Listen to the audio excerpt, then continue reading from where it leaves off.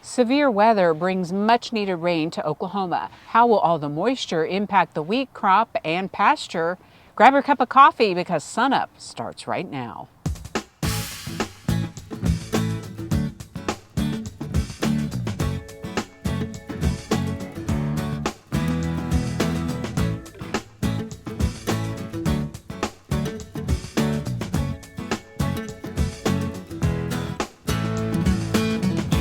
Hello everyone, welcome to SUNUP. I'm Lyndall Stout. We're here in the wheat field, diving right in this morning with Dr. Amanda Silva, our OSU Extension small grain specialist. And Amanda, everyone is really talking about this rain and maybe it will save the wheat crop after all.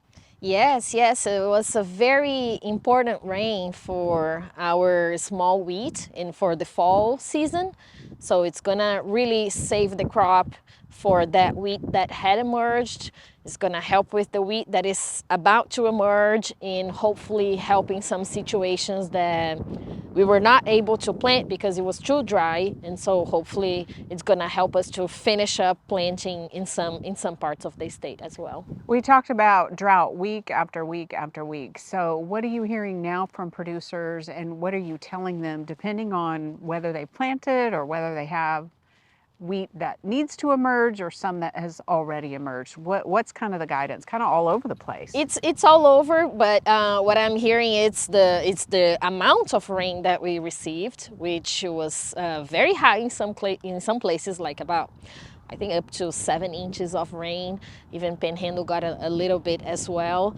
So the guidance now, we are just watching to see our that wheat that was established. So hopefully that will take off, and it may not be enough now for us to have enough forage for fall grazing, but hopefully it's going to help us with the spring grazing. And for now, we are seeing some uneven stands because in some fields we planted and maybe we hit some spots where we had moisture, and so this rain will help to even out everything and hopefully will help us with our stands as well. Now, we knew that Oklahoma was several weeks behind schedule in planting wheat. For anyone who hasn't planted yet, is it too late? It is later than what we would like.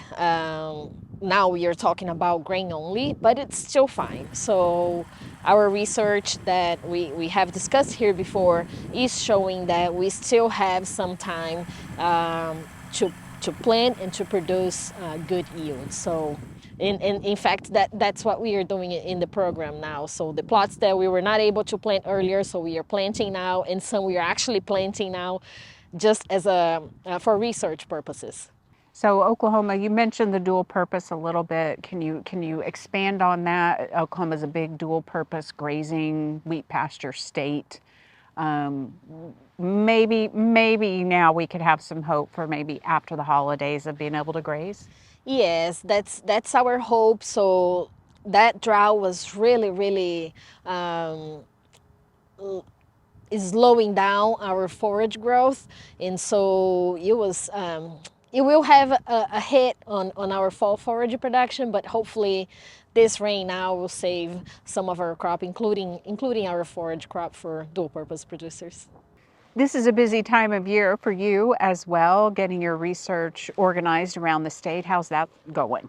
It's going well, and like I said, a lot of the research efforts that we are doing in the program nowadays is with evaluating different wheat varieties at different planting dates. So we still have quite a bit of plots not quite a bit, but a few more to get planted and to continue that research to understand the impact of planting date and seeding rate on the wheat varieties that we grow in the state.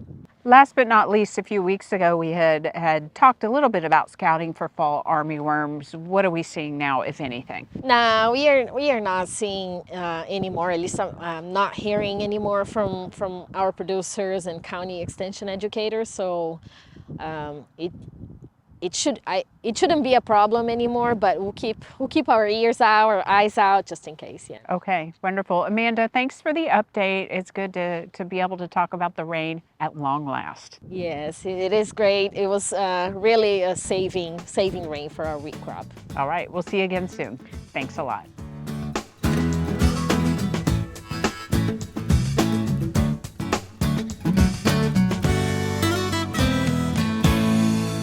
Good morning, everybody. This is State Climatologist Gary McManus with your Mesonet Weather Report. And as it says on my shirt, that's 30 years of collecting data and keeping Oklahomans safe, the Oklahoma Mesonet.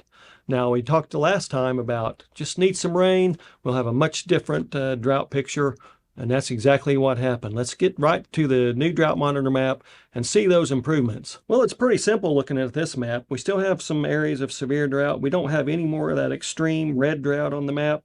Basically, anywhere it rained, we improved one category. Now, for the Drought Monitor process, they really only like to do a one category improvement per week, owing to just how long it takes drought to develop.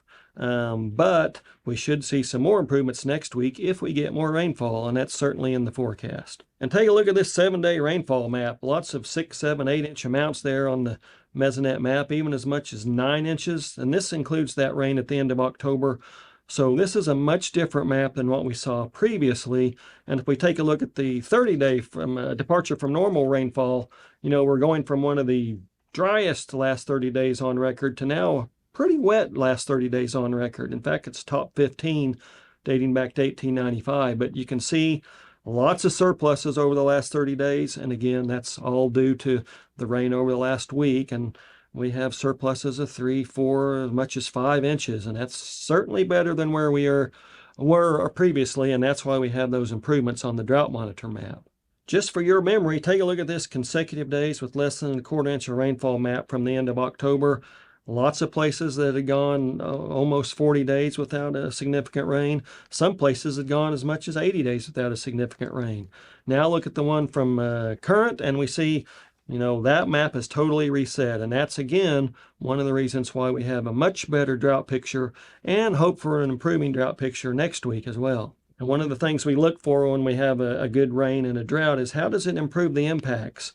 We'll take a look at this soil moisture map from the Oklahoma Mesonet. This is down to 10 inches, so that top 10 to 12 inches of soil, those 1.0s on the map, that means saturated. And much of the state soils, at least that top layer, is now saturated, which is certainly good news and a great improvement in one of those worst impacts that we see in Oklahoma droughts. Okay, so we just need some more rain and hopefully have a better drought picture next week. I think that's going to happen. Come back here next week and I'll show you the new map. That's it for this time. I'll see you next time on the Mesonet Weather Report.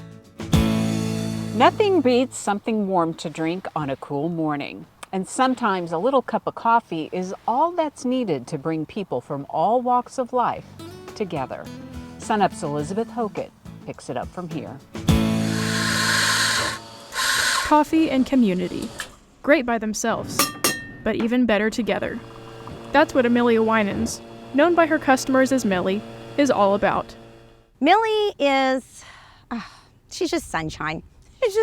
She's one of those people that when you see her, she just makes your day better. I know what you get. I got you. She's so positive about life and just such a sweet person. Well, thank you. What's so special about this 22-year-old? Well, for starters, most people this age, or any age for that matter, aren't up and out the door before sunrise to open up their small businesses. I started pulling up here in the spring of 2022 and looking around and being like, okay, Fairview is a cute little town, but there's no place to get coffee. And the more that I kind of went around and was talking to the community about that, it seemed like it was really a need that people wanted here. In a town fueled by farmers and football, something was still missing. Coffee. So what exactly made Millie decide to open this coffee shop? I was living in Phoenix, Arizona, and if you know anything about that area, it was a huge city, and the city just got to be too much. So I moved here with my family. My parents actually found the land, and they bought it sight unseen without knowing anything about Oklahoma. We started talking about things she would miss back in Phoenix, and one of them kept coming up was she was going to be missing her favorite coffee shop. anyone I would talk to told me to start my own coffee shop. It got to the point where it was like almost like a running gag. That summer, we found the trailer, fixed the trailer up, and within 6 months of us being here, she opened the trailer. 6 months of blood, sweat, and tears. And maybe a little extra sweat. Starting off, it was pretty rough. It was summer, it was hot. The espresso machine would not go through that narrow door. I actually had to pull the whole back end of the trailer back and slide it up in there, and so it's in there permanently. Learning how to make coffee. I was not a barista before I did this. There's been times where she's come home and she's like, "Who told me I could open a coffee shop?" For a lot of people, myself included, coffee is an essential part of our everyday lives. And it can be a great tool to bring people together and to encourage one another, especially on those days when we need a little extra motivation. Every day after I take the kids to school, I usually come by, grab a cup of coffee, have a good conversation with her, get a little boost for the day so I can go home and do my chores at the house, being a stay-at-home mom. Every step of the way, what made it so easy is I had the community kind of just rallying around me. They kind of just rallied around my dream and kind of made it their dream as well. Small businesses are important. They support families. They support the town. We're just fortunate with what we have here. And any of this kind of business that we can support to keep here, we're all in support of that. So where exactly is Millie's Coffee Camper? Not where most people would expect. So when Farm and Ranch reached out to me for an event, I kind of used it as like a time to scope if I could be here. And sure enough, after that event, they reached out to me and offered me a permanent parking spot. And I just never left their parking lot. Introducing this kind of coffee to the Farm and Ranch regulars had its challenges. Your generational farmers, black coffee, that's it. This is, they call it a foo-foo drink. So I get made fun of a little bit. Americano? We kind of started with a black cup of coffee for a lot of them, and then we built up to now a few of them will come by and we'll get an iced latte in the hot Oklahoma summers. I think it's so funny to see these old timers and their beat up farm trucks pull away with their iced lattes. You mean my raspberry vanilla mocha with an extra shot and whipped cream? I honestly live for that. Coffee and community. Looks like Millie ended up finding both in Fairview. For SUNUP at Oklahoma State University, I'm Elizabeth Hokett.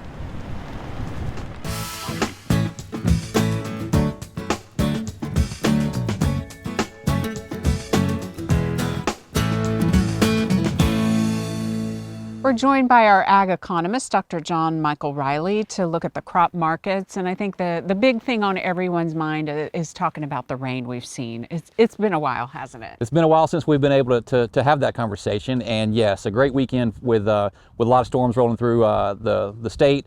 If you look at mesonet maps across, depending on where you're at, anywhere from 1.5 to 2 inches all the way up to possibly 6.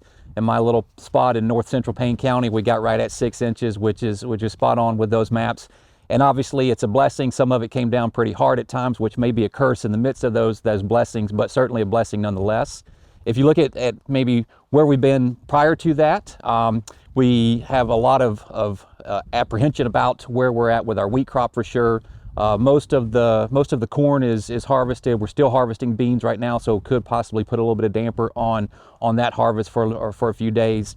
But conditions for wheat are pretty poor right now in the state, pretty poor across the U.S. And that report came out was released yesterday on Monday, and then obviously through the weekend and Sunday. So we were in the midst of those rains when those condition ratings were kind of being collected, and we'll certainly see how things change moving forward with regard to wheat condition for planting and whatnot. Planting is at 87% across the U.S., behind that schedule here in Oklahoma at 72%, certainly behind where we typically are at this time of year. And let's definitely hope for the best. This will kind of recharge things, but we are kind of getting late in this kind of planting window, aren't we? We absolutely are, but wheat's a hardy crop. Let's keep that in mind. I think that we are behind, and that is something to be concerned about as it relates to the growth and maturity of the crop throughout the winter once it kind of goes dormant, and then how it's going to look as it comes back out in the spring. You mentioned harvest. Let's dive into that a little bit more. Some of the summer crops are trying to kind of wind down.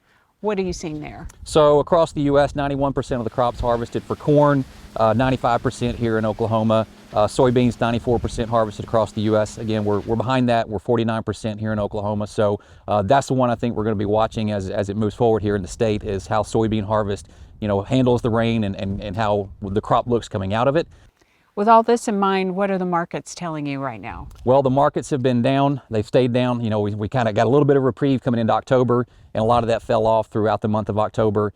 This rain here in the state, as we're seeing it right in the immediacy coming out of that rain, we are seeing a little bit of pressure on wheat markets, probably because of that rain being a little bit of a blessing there, possibly being a positive bump on how the crop is going to shape up. But still a little too early to tell, but markets are largely under pressure. Across the state, our cash prices are, right in line with where we typically are at. We're about 10 cents below, across all the crops. Kind of interesting. Wheat, corn, and beans, we're about 10 cents off of where we typically are at for cash prices relative to futures market. So basis is about 10 cents weaker than normal, but for the most part, it's in line where we should be. Okay, great information. Thanks a lot, and we'll be awaiting the next WASDE report and talk about that more when we see you again. Yeah, very good. Okay, thanks a lot.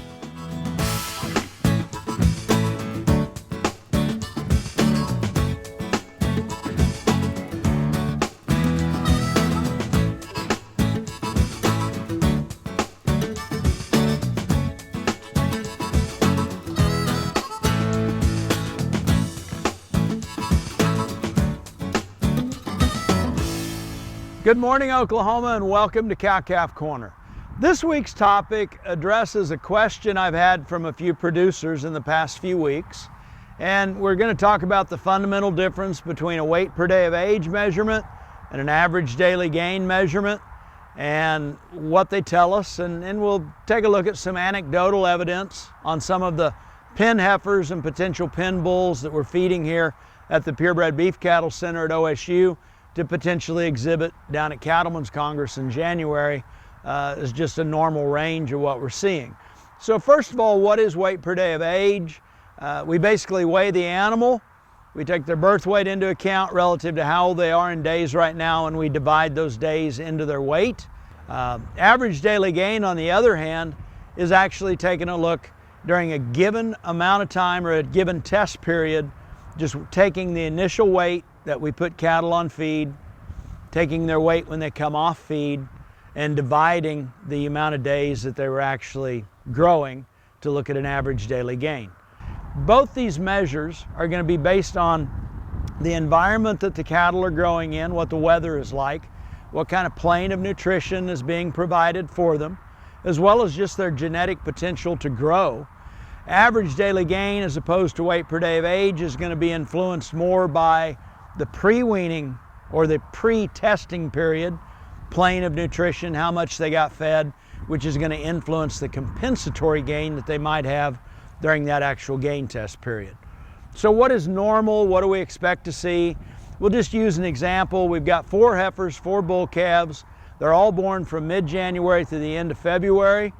All of these cattle represent fairly strong growth genetics in the Angus breed. So what are we actually seeing? Well, those bulls, the 4 head of them, they've got an average daily gain of between 3.8 to about 4.1. The weight per day of age, which would factor back in their birth weight, ranges from about 4.1 to 4.4. The heifers are close to a pound a day behind them. If we take a look at the average daily gain on the heifers, they're sitting in there at about 2.8 to about 3.1, and then the weight per day of age on those heifers is actually from about 3.2 to about 3.5. And I know this topic has been of interest to some breeders that have reached out, and here in a month or so, as we get a little deeper into winter time and about December, we will take a look at these again and cover this in a CAF Corner article, probably at some point after we capture the weights on those cattle in early December. Hope this helps, and as always, I appreciate you joining us for CAF Corner. On September 30th, the 2018 Farm Bill extension expired. So that means currently there are Farm Bill programs that don't have authorizations that are available right now. Usually in October, you start getting some notifications about programs that can be signed up for. You're not going to get those right now. So as we wait to see the outcome of the election and whether or not we get a farm bill in this lame duck session of Congress, we'll all be watching to see timelines and when these new deadlines occur. So keep an eye out on SUNUP for more information. A new artificial intelligence chatbot with all kinds of useful information is now up and running. The OSU Extension bot answers questions based on more than 400,000 Extension publications, articles, and fact sheets, as well as content from different educational programs. And it's all sourced exclusively from 30 different Extension networks and the U.S. Department of Agriculture. The chatbot gives you unlimited access 24/7 to accurate and practical information in all areas, including agriculture and natural resources, gardening, health, nutrition, and family resilience. Check out the Extension chatbot by scanning the QR code on your screen or going to sunup.okstate.edu. Finally, today we're meeting another true champion of OSU Agriculture, Harvey Schroeder. Video production manager Craig Woods put together our story.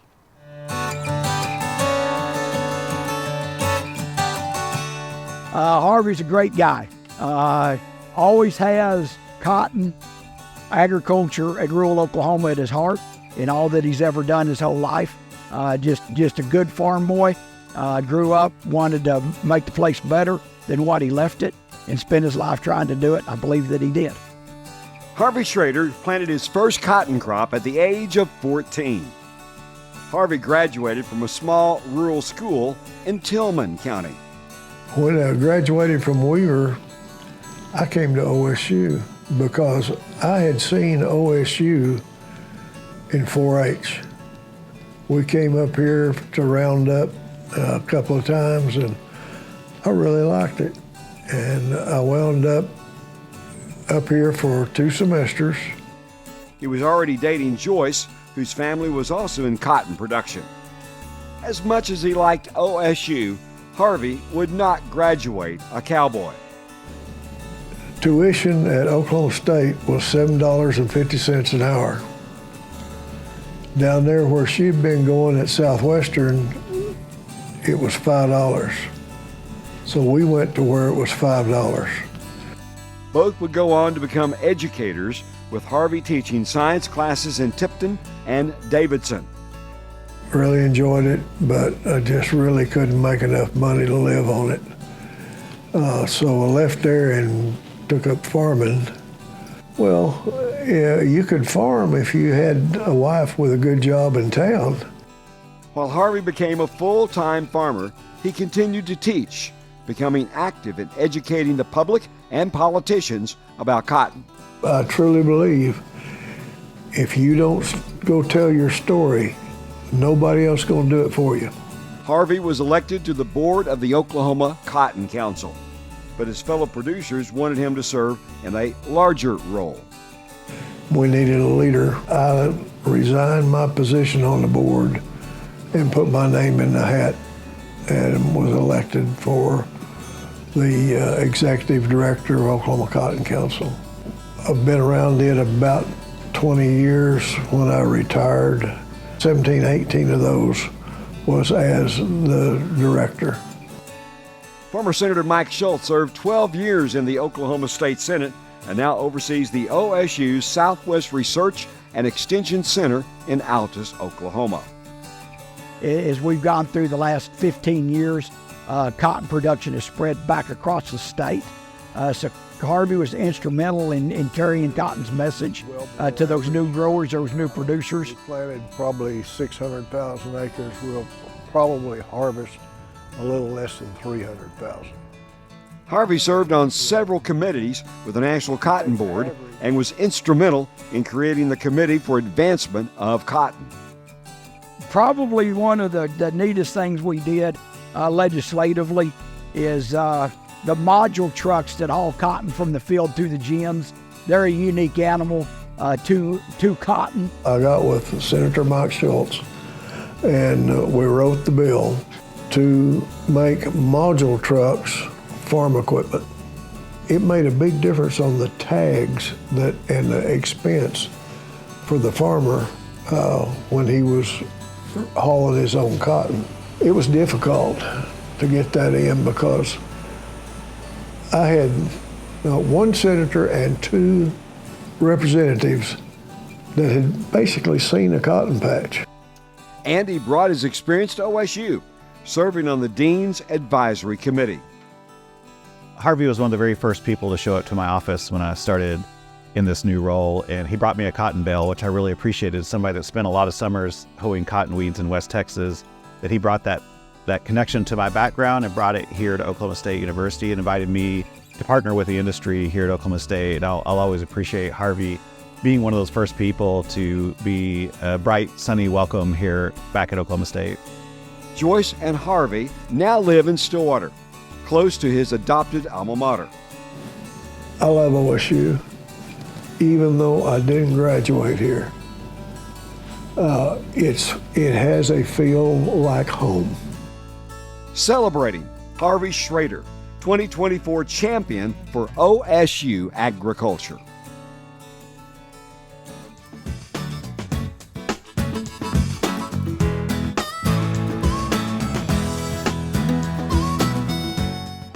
It's been a while since I've had to walk around a puddle, and we sure hope it continues.